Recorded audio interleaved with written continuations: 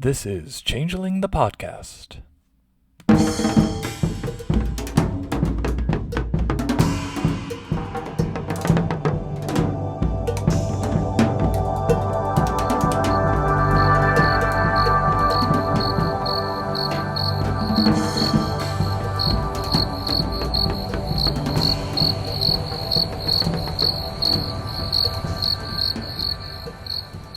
Welcome to Changeling the podcast. Come for the glamour, stay for the vibes. I'm your host Josh, and with us is your other host Pooka. Say hi, Pooka.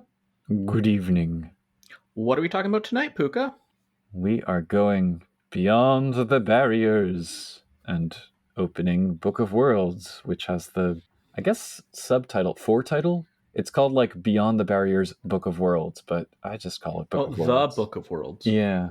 Or Book the of Worlds, but probably. Well, it's a book and it's got worlds in it, and Yep. That's that. Yeah.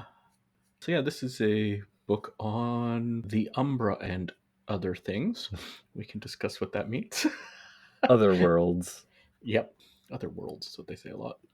Yeah. And yeah. I think for context, we should point out that this was in the early days. This was written in 1996. So anyone who's wondering, like, why are you talking about a mage book?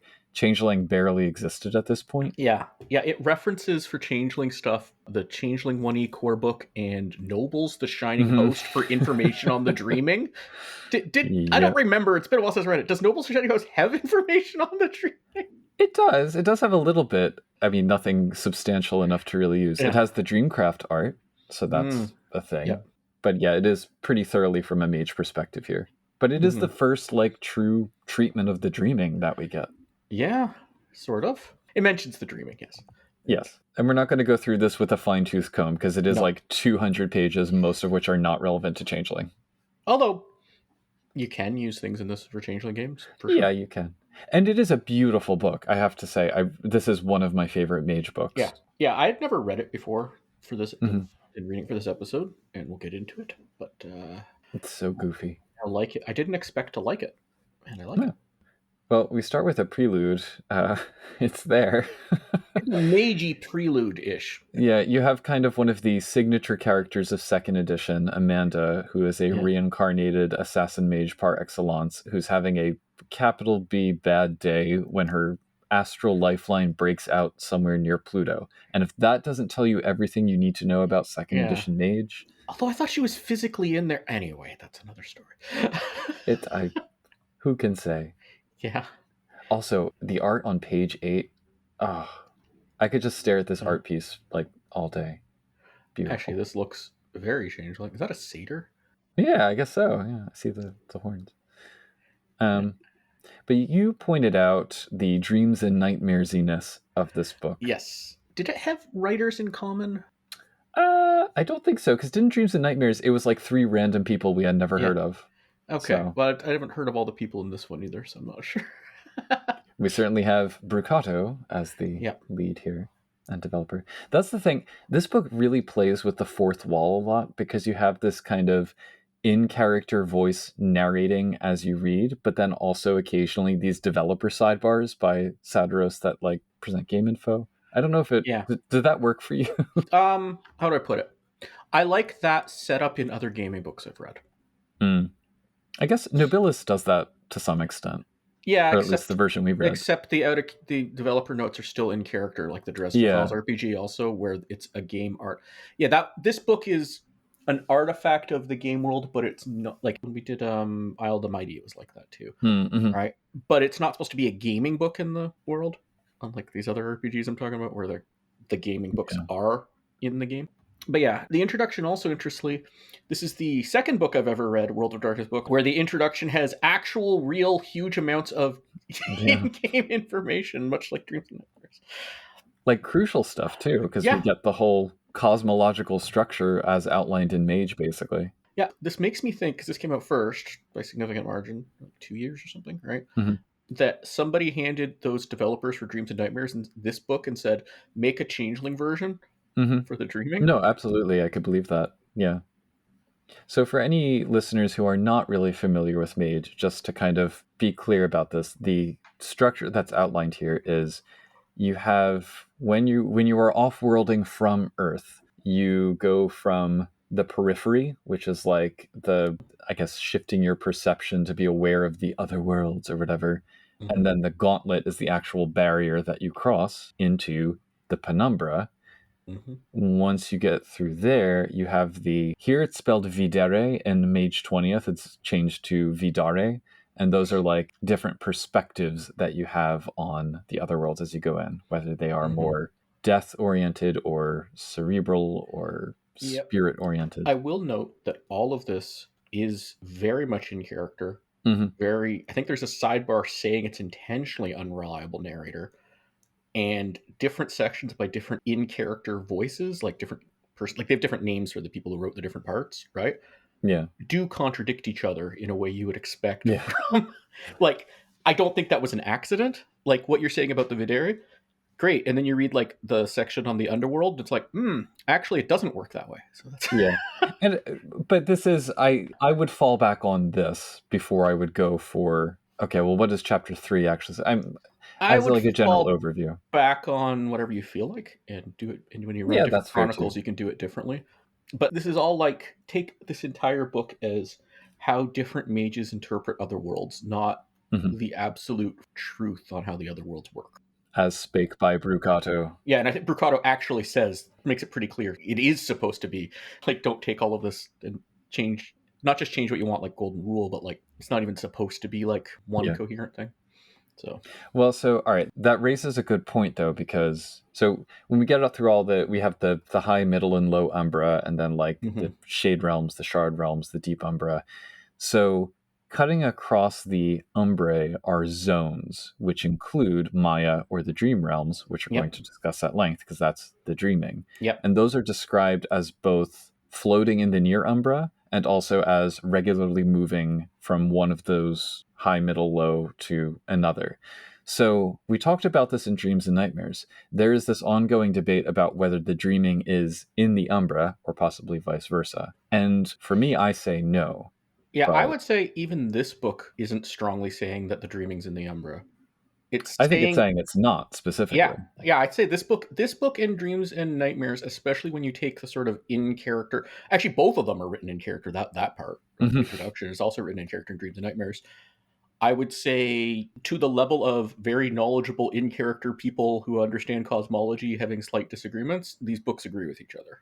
Yeah, but to your point about changing things as you need to, I think. If you are running a game where you want mages to show up in the dreaming and it's easier for you to have it be in the Umbra, fine. Yeah, like if you're running a Changeling game and you don't want to deal with spirits, although you might like spirit rules, which you might do because of like the Nunahi or Menahune and all that other stuff anyway, like they have some spirit stuff. But if you're like just going, I'm just going to use Chimera rules, you can just change everything with Chimera rules. If you're using Mage only and you don't want Chimera rules, just use spirit rules for everything. But like that's not... Just like they list what arts vampires have in the Changeling book. Yeah. The more interesting question to me actually might be what differentiates the High Umbra from the dreaming. And I don't know if I would say it's like intention or...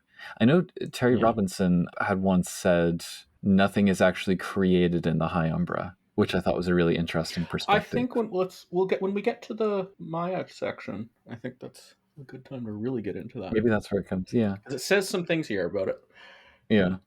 In both Mage and Changeling, in any case, these are spaces where beings who are too unbelievable for Earth end up. They retreat or are pushed out to these other worlds because of paradox or banality, depending on what you're looking at.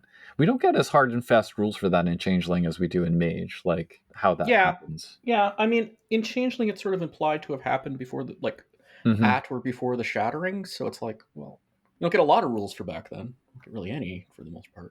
I wish we did. Yeah. Another thing, by the way, this book debates that between Mage and Changeling about how things work crossover-wise. This just flat out says the other worlds, most things you encounter in the other worlds are spirits, but not everything. Yeah.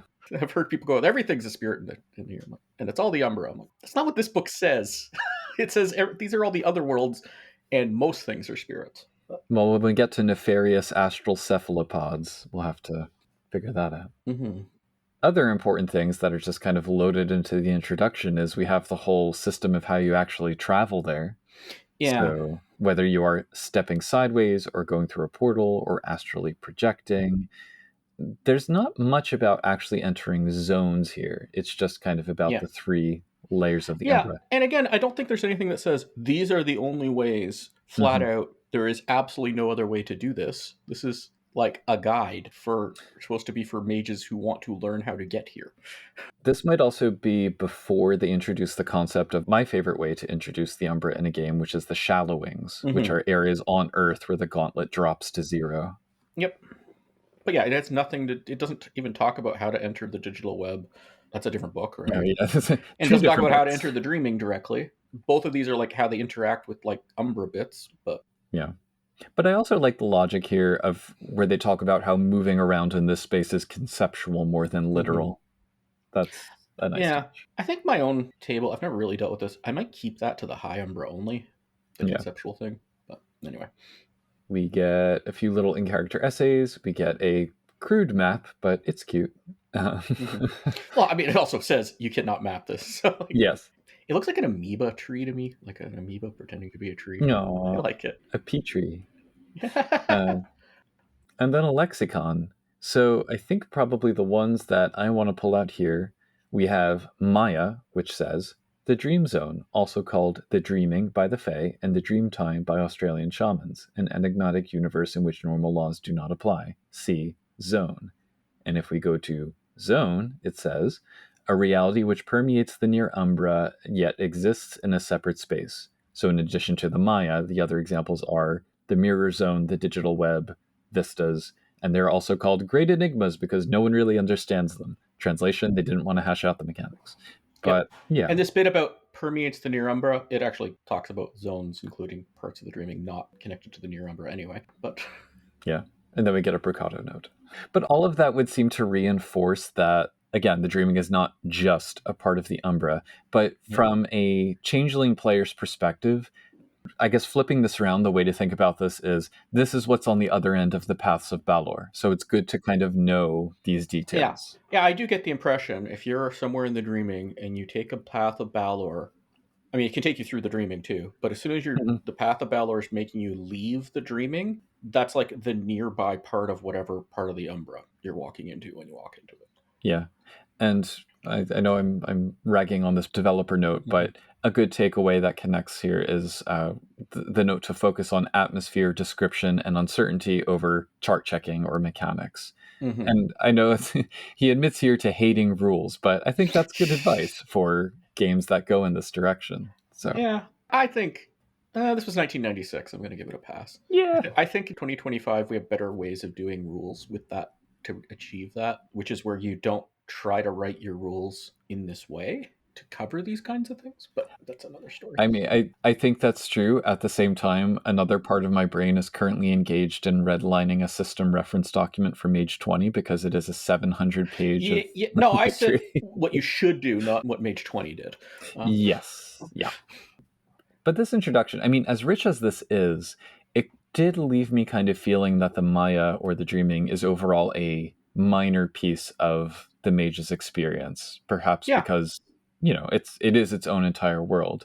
And so I don't think we necessarily need to know all the particulars, for this podcast at least, of how the spheres work or whatever. It is helpful to know what the perspective of mages is, because they're probably the next most likely supernatural to end up there.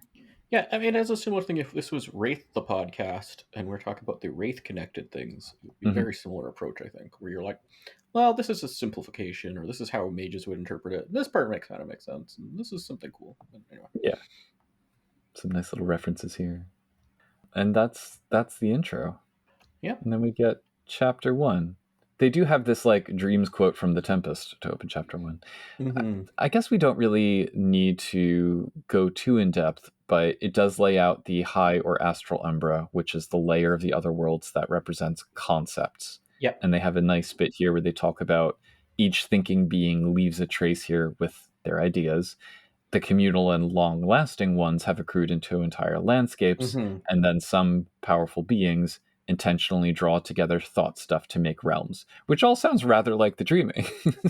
Yeah, I do feel like there's a contrast too, though. Like, this is it feels intellectual in a way the dreaming doesn't. Mm-hmm.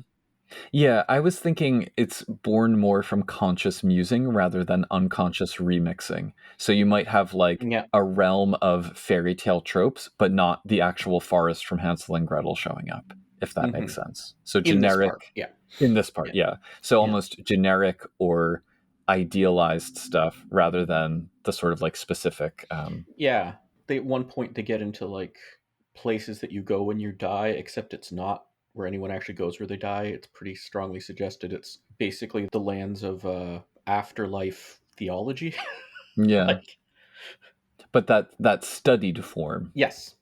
I would say maybe it's the part of the Umbra that living humans, rather than dead humans and non-humans, are most likely to access through the dreaming proper and vice versa. But it's still not common or easy by any means. Yeah. Well, I mean, there's a lot of places you could, but yeah, we'll get into it. There is literally a note, though, that MC Escher visited the High Umbra in his dreams, and I loved that. So. Okay, yeah, literally dreaming human. That's the thing, too, that Changeling the Dreaming doesn't cover enough of, in my opinion, is literal dreaming. Like, this book almost helps fill that out more. Like, if you want a game about mortal dreamers, you might want to pick up this book, but look at it. And also Guildbook Sandman for that little analysis. Structurally, though, I mean, there's a lot of fun stuff here. You have things like the Epiphanes, which are realms of sublime ideas. There's the Inventium, which is a museum of all inventions ever imagined for that sweet, sweet knocker glamour, with Herodotus as the guide. And my personal favorite, the River of Language. Any favorite areas of the Astral Umbra? I think the Zone of Language. I mean, my favorite one's not in this, it's in the STV. It would be Charles Siegel's math one. Random sidebar, have you read the novel Piranesi by Susanna Clarke, who did Jonathan Strange? It's really good. It's much shorter than Jonathan Strange and Mr. Norrell for anyone who's daunted by that book, but it's very much a High Umbra / dreaming novel, and it's really, really good. I recommend it. Yeah. Actually, no. The High Umbra, actually, my favorite thing would actually be like the Tunnel Down Worlds, probably. But anyway. Oh, which one is that again? Like some of the Underworld stuff in Chapter 1. Oh, that's like the cobweb space thing. Yeah. Is that the one with like Cerberus at the end? I liked all the afterlife connected things in here, but anyway. So then Chapter 2 deals with the Middle Umbra, and yet for some reason this is where we get the zones. Yep. Even though they're regions between the Umbrae, as it says here, where different laws prevail. Yeah, I guess they could have made another chapter for it, but I think they didn't want to because the Middle Umbra is also, there's a lot of werewolf material even at this point on it. And the Maya is only briefly mentioned here. We're going to see more on that in Chapter 3, but we do have a couple realms here, both of which I think, well, the two that I want to talk about, I think originally both appeared in Werewolf. I'm not sure about all of the others, but I think they might have as well, because it's like their default Umbra. Well, the digital web's very... Oh, is that in here too? Okay, yeah. So relevant for our purposes, probably, first is High Brazil, also known as the Arcadia Gateway, also known as the Forest of Lies, which we did see, at least in the fiction, for Nobles the Shining Host. Is this the one that it says? One of these says they're not actually spirits here. Like, it basically implies... I got the implication reading it's like these would actually be chimera that make up this place. Yeah, this is the one that is like that. Aren't they like fae that never took human bodies, essentially? Maybe, yeah. But the way they talk about it at one point, it says like it says something about how they're not actually spirits. Yeah. Well, Lysander and Mariana, who are the Seelie and Unseelie rulers, they're definitely stated to be she. Yep. But I think even like the trees and houses and stuff are probably, I think those are probably chimera in here too.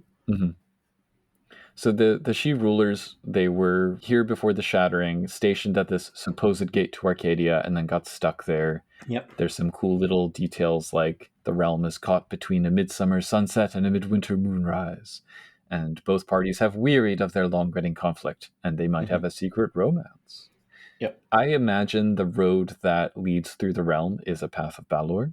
Denizens of the Dreaming implies that the forest in this umbral space also extends into the Dreaming. So this could be a straightforward way to get a motley into the Middle Umbra. I thought there was a Changeling book that talks about the Arcadian Gateway, the other side of it in the Dreaming, which isn't in Arcadia, but it is in the Dreaming. One of them specifically says it doesn't actually lead to Arcadia, and I can't remember. Yeah, but not to Arcadia. But I thought it was either Dreams and Nightmares or an earlier Changeling book that actually like has a section on the Arcadian Gateway on the other side of it in the Dreaming. Like it might have been the far deep dreaming. I can't remember. Anyway, I know it does come up in Denizens as well. Yeah. So, but I love how the mage perspective is like, maybe these are really fairies, maybe not. Oh, they're definitely not changelings. Nope. And then right after that, we also have the mythic worlds, which then immediately in the text get renamed as the mythic realms. So, yeah, terminology.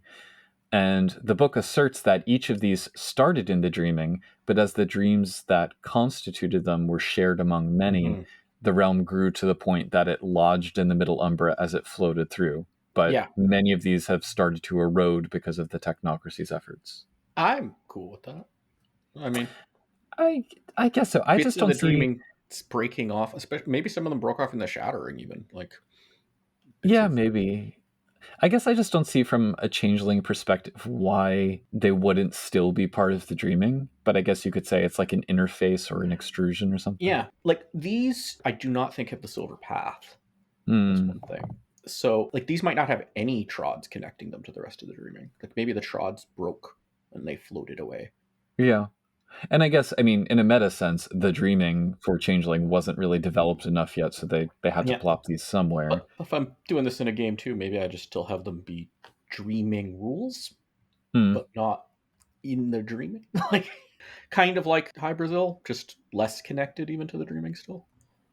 Well, so another kind of exercise that I was thinking about is what is a case that would have an expression in the dreaming, the high Umbrae, and the middle Umbrae all at once, even and perhaps the low Umbrae as well, and how would they differ from each other? Are you talking about different places or the same place in all of them? The same. And I think we do get an example. So like the one that I kind of thought of was ancient Rome, because you have kind of the imagined version, the conceptual version, the emotional version, and the historical version to kind of represent each of those. Later on, we get Hollywood, which I think might also fit that bill. I freaking love that. Yeah. Like a lot of these things, I can totally, like if you read Dreams and Nightmares and you're like, I like these realms, but I want more. There's some good ones in here that you could just make part of the dreaming, honestly, without even necessarily, you might not even be house ruling when you do that. Yeah. But I think you can maintain the cosmology by having those spaces be like the gateways or the nexus points. Or just a place that like in terms of mathematics, not that you have to use any kind of mathematical thing for this, but I'm just saying like, it's not like it's an illogical whatever. If you're dealing with higher dimensional spaces and non-Euclidean geometries, you can totally do that kind of thing anyway. Just because you can't think of like a 2D or 3D representation that fits it. As soon as you get into higher dimensions, you can fit this stuff in quite easily, like on a logical sense, even if like it's hard to wrap your brain around. So yeah. I also like the little dig at vampire players on page 64. Oh, I missed that. What's the... Because these realms represent cultural truths, or icons at least, most of them have avid defenders and vicious attackers. Once, a rabid band of Tolkienites chased me from a rolling hillside with a wondrous forest at its foot. Another journey brought me to a hopelessly decrepit bar, where black-clad fans of a vampiric role-playing game sneered at me across their rolling rocks and gothic jewelry. That definitely speaks to Changeling players, I think. Yeah. There's also a note here where astral travelers who die, they're fine. They just get booted out or they wake up.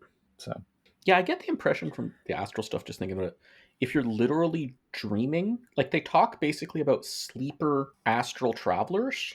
And to me, that's like, if you want your rules for, again, dreamers means two different things. I'm talking about not like glamour sources, but like a person who's dreaming a dream right now. To me, you can just, they're just astrally projecting with these rules when they go to places that aren't the dream that they're in. I forget, I think we might get astral projection rules in the appendix. So all of the rules and mechanics are kind of shoved into the appendix, which we will get to. Yep. So then we have Chapter 3 and the Maya. And Maya and dreaming are used pretty much interchangeably here. How do we feel about that? 1996. I don't know what the history... Actually, I don't know the origin of Maya. What's that? What culture is that from? I believe it's a Buddhist term, and it's the illusion of reality. Maya. It has long A's. My big problem with that is that doesn't really fit the Buddhist term. It's not the same thing at all as dreaming. Well, they also throw a term in here, Hayim, for the astral visitation, and I have no idea where that comes from. I've looked, so... Yeah. Same place as Athu and... Yeah. And I know that there is an idea going around in the fandom space about how the Maya is like the known universe of the dreaming that mages have explored. So it's they haven't seen the entire dreaming. The Maya is what they're aware of. And I'm okay with that conceptually too. I mean, this talks about stuff. I don't think this or Dreams and Nightmares, if you consider the Maya and the Dreaming to be the same place, which beforehand, if I read the M20 description, I'm like, no, they're not quite the same place. I read this book, I'm like, no, I can make them the same place.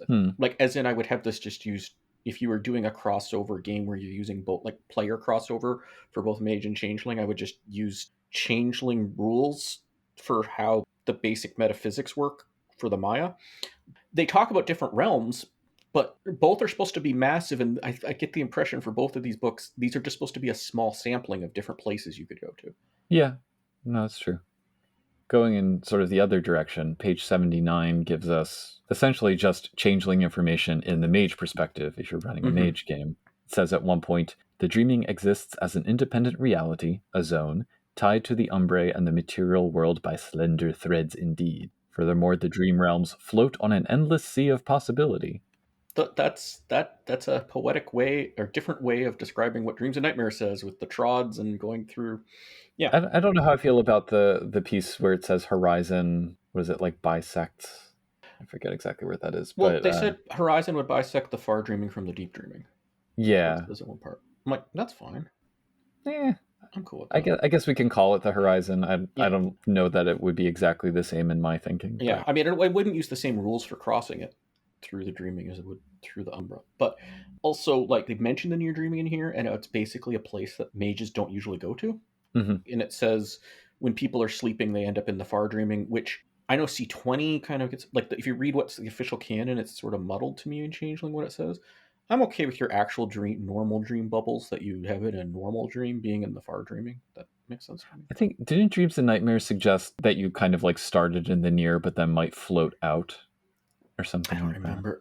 There was something in C20 core book where you see like a dreamer as being like a shimmering immaterial person in the near dreaming. I'm like, I didn't like that. That's not how dreams feel like to me. But, yeah. So we get to different dream realms. I love Hollywood. If I'm going to run a dreaming game, freaking drop Hollywood as is here.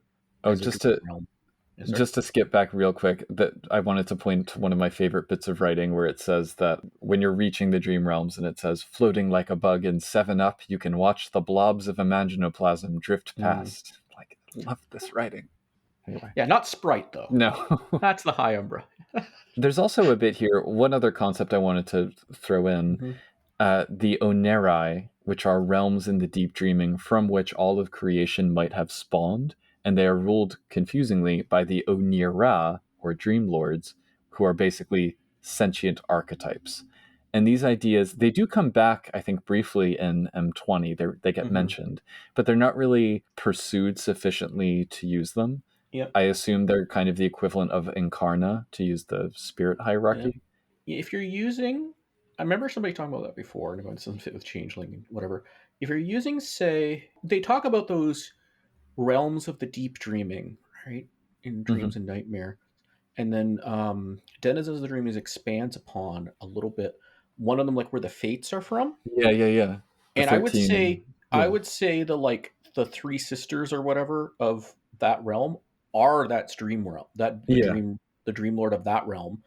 Arcadia has a lord of some kind. We don't know who that is anymore.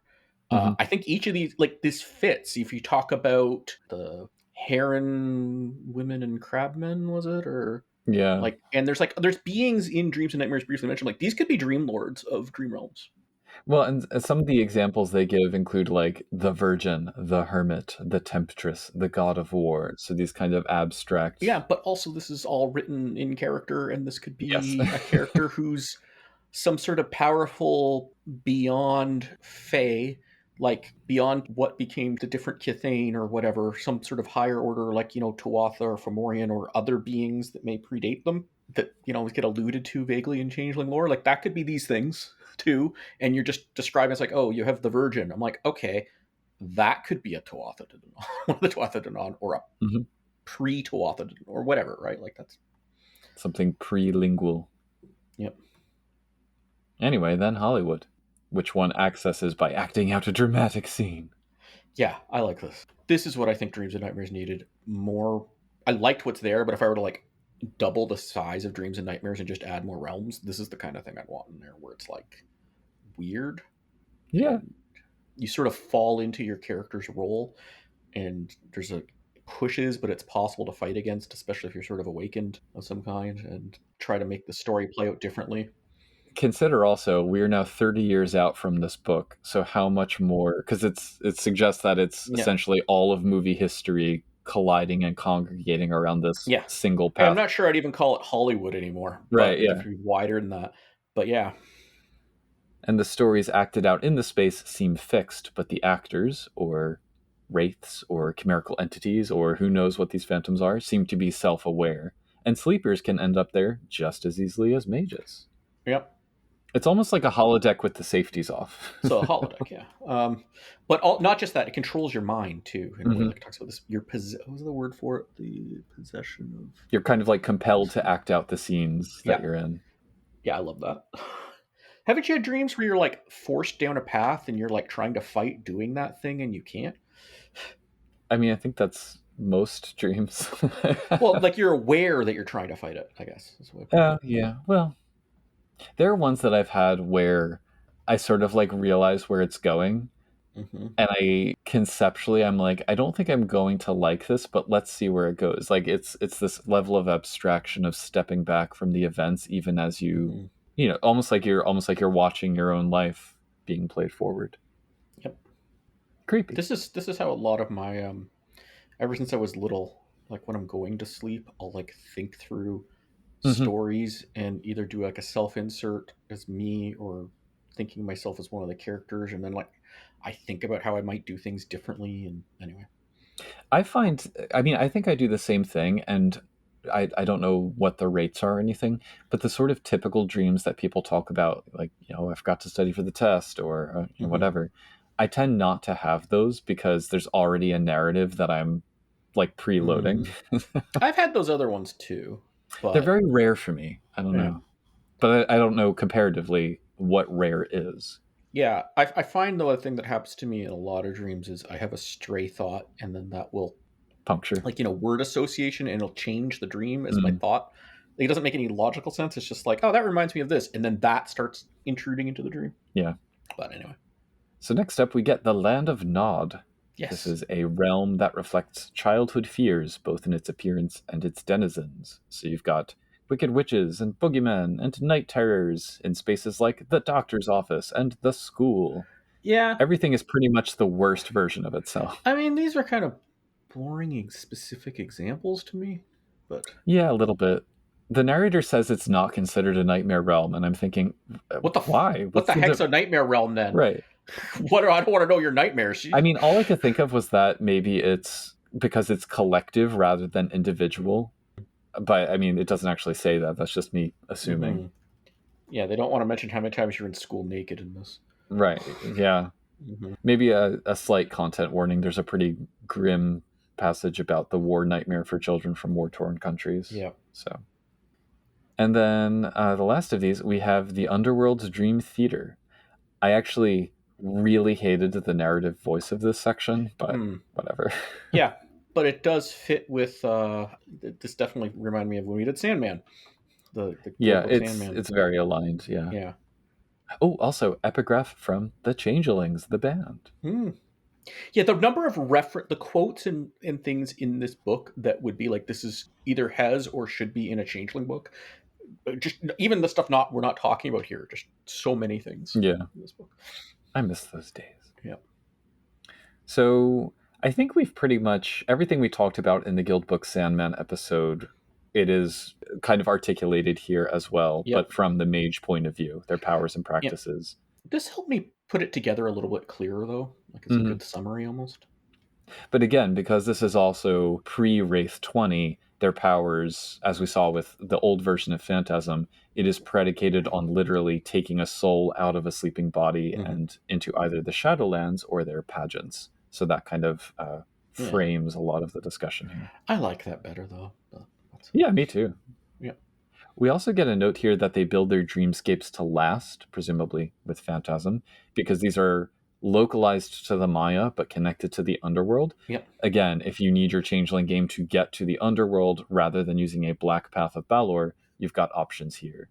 The mirror on page 89 specifically calls out Changeling. I would also say, like, let's suppose you start out in, I don't know, the fields behind, right, in the dreaming, and then you find a Black Path of Balor that goes to the underworld. It might take you through one of these before you actually end up in the underworld. Yeah, true. Like, to me, that's how I would picture it. It's like you're actually going through, like, the Paths of Balor weave through the dreaming. They're not like just a little hop, right? And they might take you through parts of the dreaming until it's the like bit that's closest to the part of the Umbrae it's going to end up in. Yeah. I just want to read this paragraph for the mirror because I think it's like a really good example of how this could be like a waypoint from point A to point B. Mm-hmm. So it says on page 89, Changelings simply must have had something to do with this place. It's magical, and it's the only one of these places that I enjoy dreaming of. Small compared to, say, Knossos, the mirror is simply a pool in the midst of some woods. It's always there, or it's always night there, with a full moon over the trees and a tapestry of stars dotting the sky. The willows on the pond banks are full and lush, and behind them is verdure. As for the lake, perfection. It's mirror smooth, and depending on the mood of the author, either wreathed in milk-white mist or perfectly reflective. I highly recommend you dream of it one night when they're holding a ball upon its surface, waltzing with the queen 400 years dead, whilst the mist wreathes your ankles and the ghostly musicians play. You could do worse.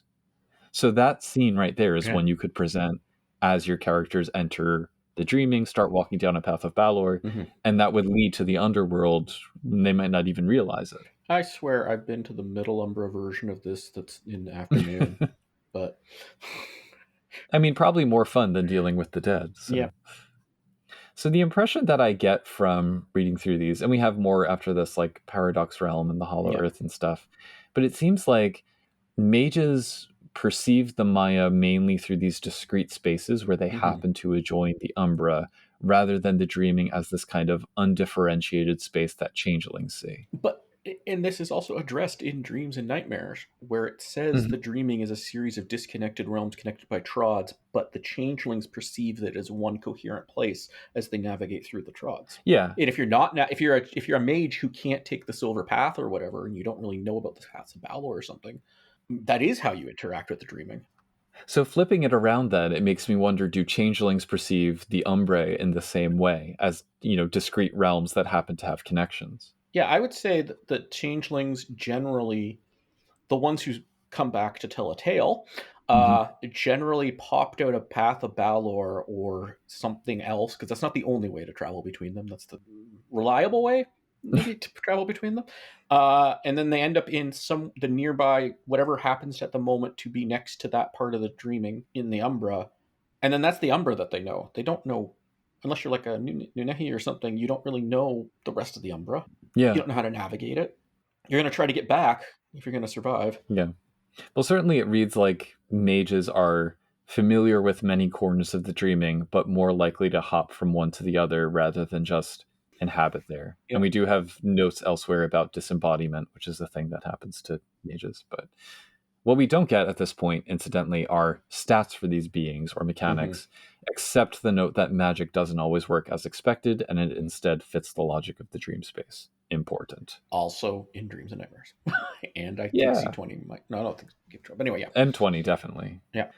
I think chapter 4 and 5 we can skip most of because that's much more mage cosmology oriented. I mean, you can use them all in your Changeling game for whatever reason if you're doing stuff.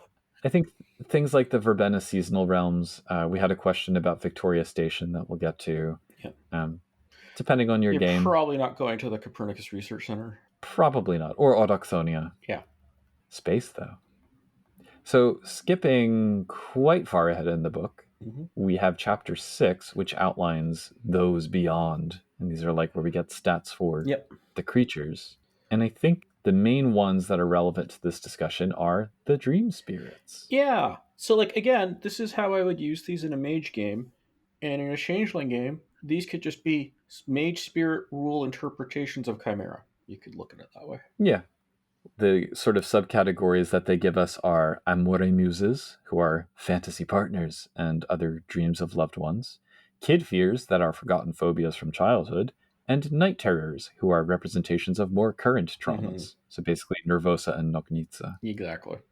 I do like how the muses have an inspire charm that boosts expression rolls. And if they're not just the Aunids from Denizens, maybe a changeling could work with one of these to like super inspire a dreamer. Yeah. There are also epiphlings, who are spirits of abstract concepts and emotions, which again could just be chimera. We get the Akai, who represent concepts of love in all its forms. The bittersweets, who trigger nostalgia. The lures, who are semi-sentient colors and just my favorites. And hey, that reminds me, going back to our Nobilis episode, canonically they gave an example of playing the color blue who is ennobled. Just saying. It's yes. No, I mean a hyper-intelligent shade of blue is like my favorite character to drop into any game. Yep. There are also Nemesis Epiphlings, who appear as punishment towards the guilty, and the Shanti, who represent peace. I would probably be most likely to use the first two kind. But yeah, I mean, and of course, anything in this chapter could be dropped into a dreaming story. Yep. And then you just choose, do you use these spirit rules or do you look at it as a chimera? You could do both. Like, these are broad categories. Like, you could say there are spirits like this and there are chimera like this. Because I think you do have examples of chimera like a lot of these too. Yeah. And fundamentally, it's like, what is the difference between them? Like, werewolf in particular, I think like probably before Changeling came out, they would use dream spirits in, saying, oh, this gift is taught by a dream spirit, and then kind of updated it later to say these are just chimera.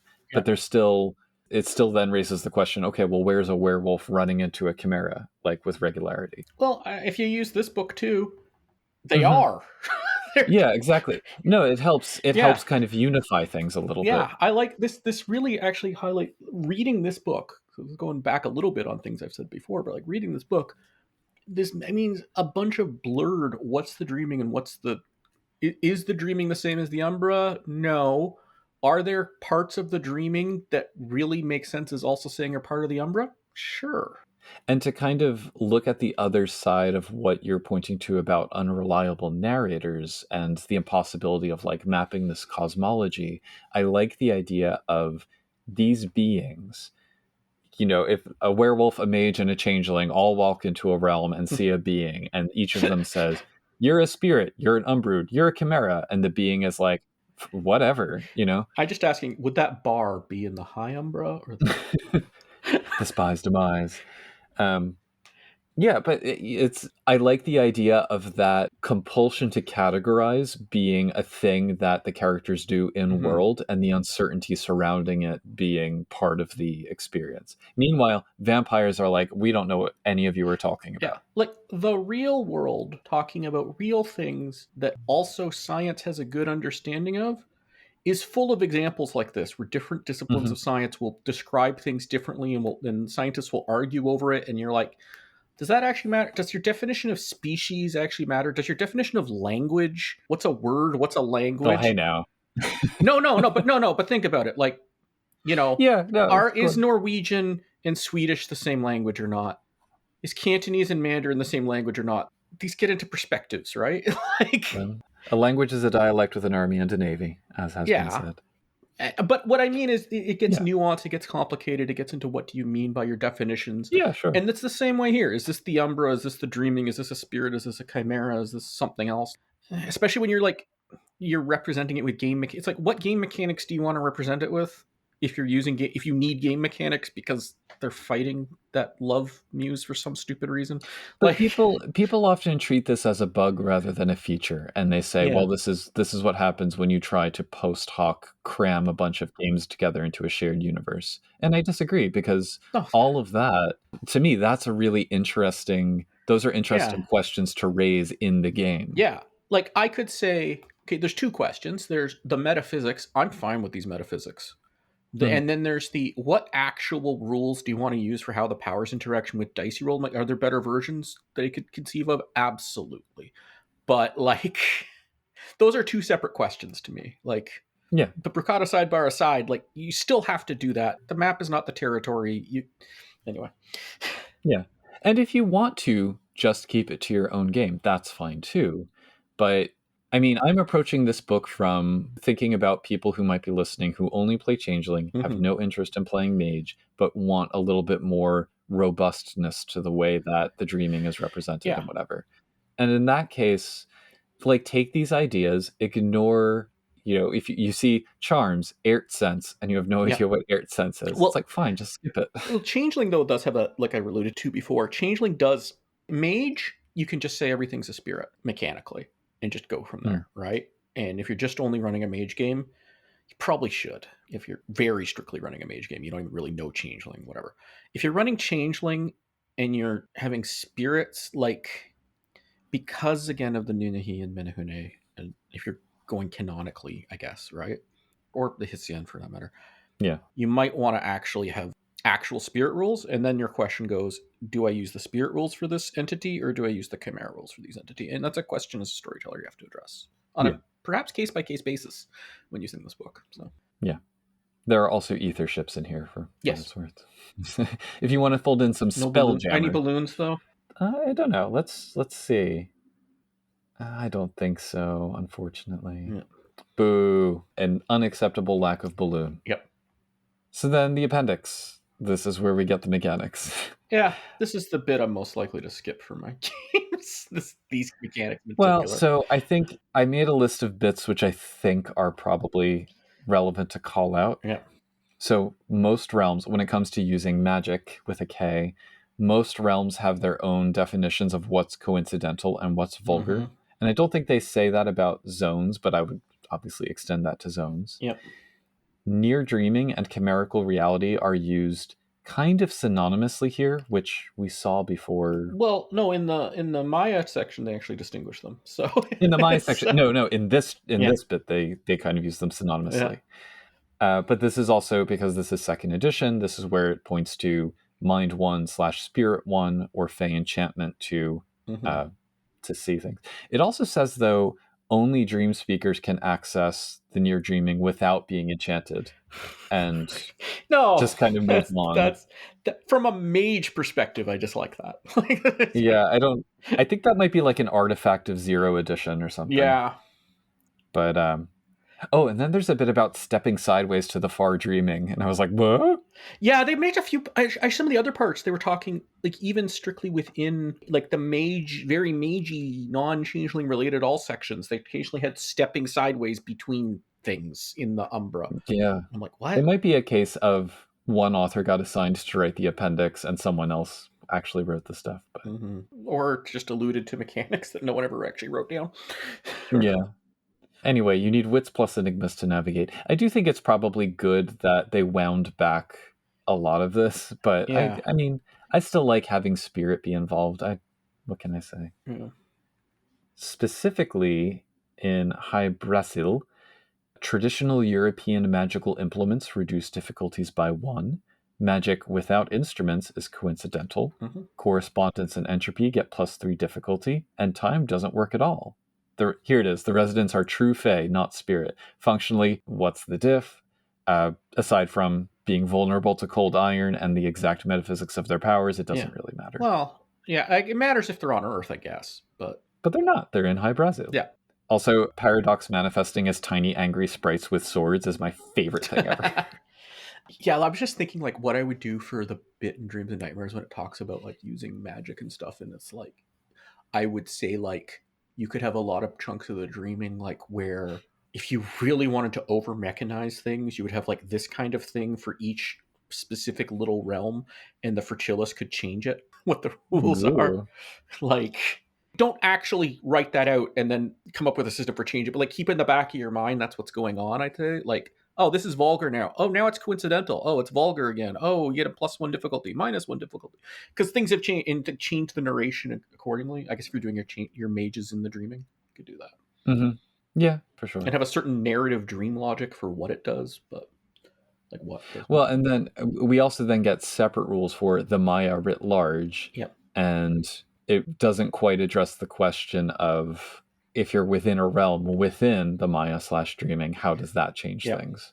In any case, it says mind and spirit get -2 difficulty, and time magic boots you out Which I don't think it should. That would make it too easy to leave. Yeah. No. Time magic should... Well, I think you should get pluses or minuses depending on what time's doing in the dreaming right now, and that's all twisty-wisty, so... Yeah. The chimera that are there are considered to be, like, materialized. Exactly. They're chimera. Actually, wait, no, you're in the Umbra. Isn't all spirits materialized? Well, but in the zone, it's not the Umbra. Okay. Yes, I know, but they're not spirits. They're just chimera. Yeah. Just say they should... That's just Mage for... They are weird with a Y. Yeah. Dying in a dream realm catapults you into an earthbound coma, which resembles a quiet mindscape. So, and I think that's if you were dreaming. Yeah. When we did Book of Grimmare, we pointed to C20 contradicts itself, where it says that if a mortal dies in the dreaming, like, different things are said to happen. Yeah. Like, do they get dumped at the end of a Path of Balor, or do they go into a coma? To me, it's like, are you physically there versus are you dreaming? But it doesn't distinguish it well in either book. In any case, I mean, in the absence of rules, you could fall back on these. Mm-hmm. Like, I don't think you should have, like, suddenly a person appears out of nowhere on a street corner in a coma. No. Anyway, here are some rules. Use them if you will. Mm-hmm. Attach more rules on top of them if you have specific realms that you want to go to. And a lot of these rules don't even fit revised or M20 or whatever anyway. Yeah, I mean, they fit Changeling 1st and 2nd, for sure. And there's not enough in C20 to say they don't quite fit. But I mean, the literal mechanics for, like, what the dice do. Anyway. Yeah. So, I mean, that's I would say, the main pieces of the book to pay attention to as a Changeling player. Obviously, you can and perhaps should read the whole thing, because it is a hoot. I would say if you want to do a dreaming-focused game, Dreams and Nightmares is very important. You may want to pick up, Denizens, in Anime, The Secret Way might have some stuff. But this is actually on that list of books that would be handy for your dreaming-focused chronicle, I would even say, let alone, like, Umbrae stuff. Yeah. And if you want to have a Mage guest star, or if you want to run a Mage game, I mean, I think the main takeaway for me is that mages don't know half as much as they think they do. Mm-hmm. They know quite a bit, enough to be useful or dangerous to a motley, but because the space as a whole is fluid and unpredictable, the realms and corners that they know can be well defined through the actions of a human community's dreams. Mages, though, are defined by their hubris, and mages who don't acknowledge the limitations of their own knowledge can do a lot of damage to themselves or others, and that's like a story angle to explore, I would say. Mm-hmm. And you could also say mages, they interpret chimera as spirits, so if a chimera somehow manifests in the Otherworld or wanders out down a Path of Balor, like, how do mages interact with that? How does that lead them into conflict with changelings? Mages like to catalog and map and define in a way that the Fae don't, or feel they don't need to. Mm-hmm. And they'll never finish that project, but it's like changelings never started that project. Yeah, well, I mean, changelings do do something similar, though, of, like, telling stories about a thing. That's true. Yeah. And then acting like it's a definition, but still tongue-in-cheek. Like, no one, does anyone really think that vampires are all descended from a redcap named Lilith? Maybe. I like that, though. I like them being governed by that story logic, because I think it paradoxically helps them survive more easily or get places faster or something. Yeah, talking about the raw realities, not easy. But if you have a story to come from, as long as you remember they're all stories. Science is stories. Every description is a story, so just remember it's a story. Truth. But that's that is a brief skim on the surface of Book of Worlds. Mm-hmm. We do have a couple questions and comments from the Discord. Okay, let's go through there here. So, Blue Vox first comments, gotta give an honorable mention to Victoria Station, the Fae-infested steampunk train station in orbit around the moon. It's got a lot of elements I like to include in Changeling games when I get the chance, since it's mentioned in Kit's Book Knocker in passing. Mm-hmm. I'm not like a huge Victoria Station fan. I don't think the Fae really get mentioned in connection with it here, though, in this book. I don't remember that. Yeah. On 148, there's 2 sentences where it says, Arcadia. I include this realm in this section only because it is certainly located inside the horizon. I cannot say whether it truly is associated with the moon or not. Make your own judgments. Yep. And that's just such a fake out. Well, I do like, what was it? Was it either first or second vampire that actually like said you can go on an astral journey to the moon and go to Arcadia and meet the Fae? It is a level 7, I think, obfuscate power from Clanbook Malkavian. I thought there was an earlier. I remember reading that in an actual. Anyway, whatever. There might be. I mean, there is fairy lore in the player's guide, but there's been connections long before, back when it was still called Fairy. There were moon and Arcadia connections, and then the moon landing. I think it's at least as true as like that. Some Pooka became werewolves. So Blue also asks, in a similar vein of what makes Victoria Station so interesting is the Fae tinkering on projects left out overnight. The reason I find it interesting is that, as presented in Book of Worlds, it's a mystery to most of the occupants, which is rare in Mage since they're very good at demystifying mysteries. In a broader sense, Mage tends to pull on the Fae when they need mystery, since spirits and ghosts are more well understood. How do or don't you play into this idea when using Fae in Mage games, or from the opposite end, when non-Fae show up in Changeling games? Well, one easy way is actually playing into our episode where we talked about the mists. And one approach you could do if you want to keep it is they come across stuff and you got to be careful what happens with things, but you have you don't actually describe a scene. You describe what they vaguely remember that the mists have mostly taken away from a scene that never was described. Yeah. That's a good way to do that. Yeah. And I think the bigger issue to deal with for me is keeping players from putting their knowledge as gamers into the heads of their characters. Yeah, I don't have that problem. I find that because I've had that. Well, sorry. If I have that problem with a player, I have that problem with them no matter what's happening. Yeah. If they're doing that, I'm like, hey, can you stop that? And if they can't, I'm like, well, maybe you should find another game. That's my general approach. Yeah. More within the question, I might dispute that spirits and ghosts are better understood to all mages, but to some mages. To some mages. But for my part, I think that I rely on, aside from the mists, never having Fae magic work quite the way mages think it should. Plus the fact that they don't really seem to suffer paradox directly in the same way. Yeah, you can just do that if you should just use the Changeling rules, that'll accomplish that. Yeah. And then the sort of flip around is, while Changelings have this capacity to do things that mages would just be like, you just did that? Mages can get granular and delicate with their magic in ways that Changelings, as written, can't necessarily. Yeah. It's like Changelings have a slightly smaller near infinity of options. There's a huge number of things. Any given mage can do a bunch of things quite easily that any Changeling at all would have to do with difficulty by unleashing. So precisely, yeah. And then Changelings can do things that any mage would get paradox from doing. Or require so many high-level spears, and meanwhile starting Changeling can do it. Yeah. Or both. Fetch asks, what are some of the more powerful or bizarre entities you can encounter in this book?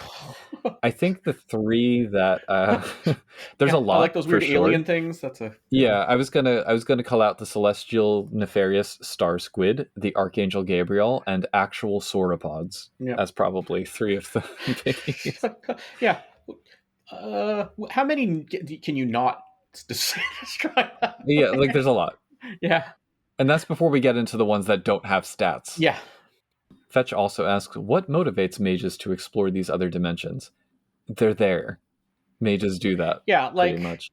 That's actually a question I've never done an Umbral focused mage game, so I don't know. I did all very much in the only times I've run mage by itself.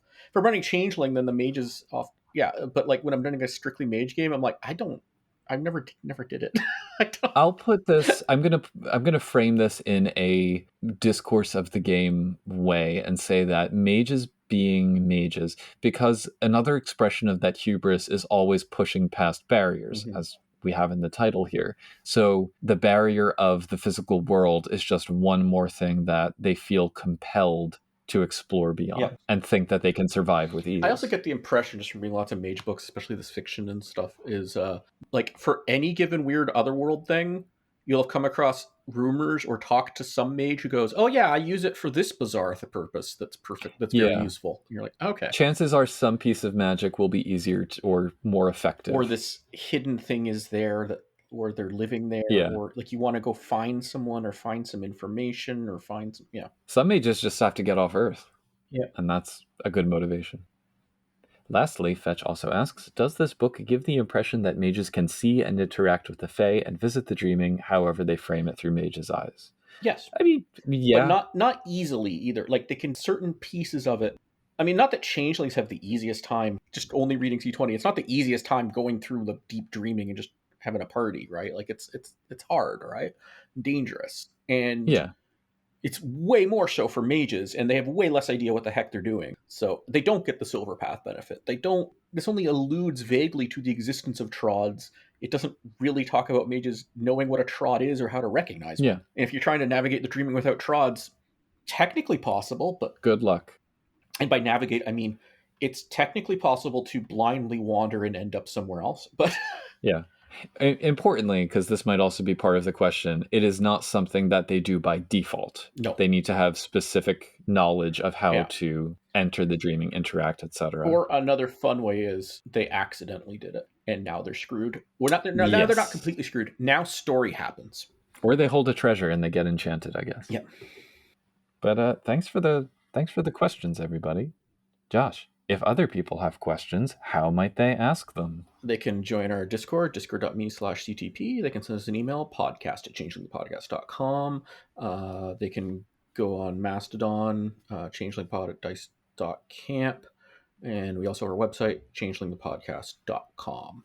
Links to all of these will be provided in the show notes to this episode. Yes. And once again, I'm Josh. I am a dream of a Pooka. Huh? What? It can't be, can it? It is. I'm really flying. Whoa! Wendy! The Pooka of the fields behind have a most excellent game they play with mages who wander the wrong way up a path of Balor and end up in the dreaming. Posing as helpful guides, they attempt to convince the willworker that they have a realm to sell, and begin describing it off the cuff. The Kith uses oneiromancy to weave their inventions into apparent evidence, and whoever improvises the longest without stopping, completely convinces the hapless human of the illusions they build, and gets as outlandish as possible, wins. An owl Pooka long atop the leaderboard, who flim-flammed a young hermetic into thinking that he had found an infinite library of as-yet unwritten tomes of his order, leading him from basic treatises on magic all the way through secret Archmage smut fanfiction and beyond, was recently displaced by a cricket Pooka who secured payment in advance from a technomantic virtual adept, for whom she conjured a corner of the interwebs where there's always a table of people ready for a session of any tabletop role-playing game. The Mage's campaign is now in its second month as his muse works overtime to rack up more points, with other Pooka taking bets on how long she can keep it going. In these and other dispatches from curious places, we are supported by our patrons, to whom we'd like to extend a special thanks and a shout-out. Bad Company, Ben the Canadian, Siglosson Jr., Derek, Dorcadus, Elorus, Henry Kraft, Ia Bull, Oreo, Raz Caboose, Sandjigger, Sija, The Crew of Erebus, and Ware Buffalo. If you'd care to join their ranks, please consider stopping by www.patreon.com/changelingthepodcast. But also, we always appreciate reviews on the podcast listening platform of your greatest convenience, and telling your friends. Whatever barriers you wander beyond, be sure to always dress warmly, know where your towel is, and keep your worlds about you as you keep on dreaming. Here come the outtakes. Tito, the weirdest thing, do you ever have the experience of when you are in a dream, well, okay, you forget a dream, right? And then like a month later, you have a dream in that same dream space and you remember the dream that you forgot. Yeah, it's because when you're enchanted, that's why dreaming should follow the enchantment rules, where your memories come back. Yeah, that's total sense. But sometimes it's also like a really mundane thing. You're like, oh, I didn't need to remember that. But yeah, I keep having ones where I decided to have 2 new children now in a multiply physically impossible way, and I'm like, nope, not doing. I've had my babies. I like babies. I'm not having new babies. I like sleep. Yeah. Well, just carry on.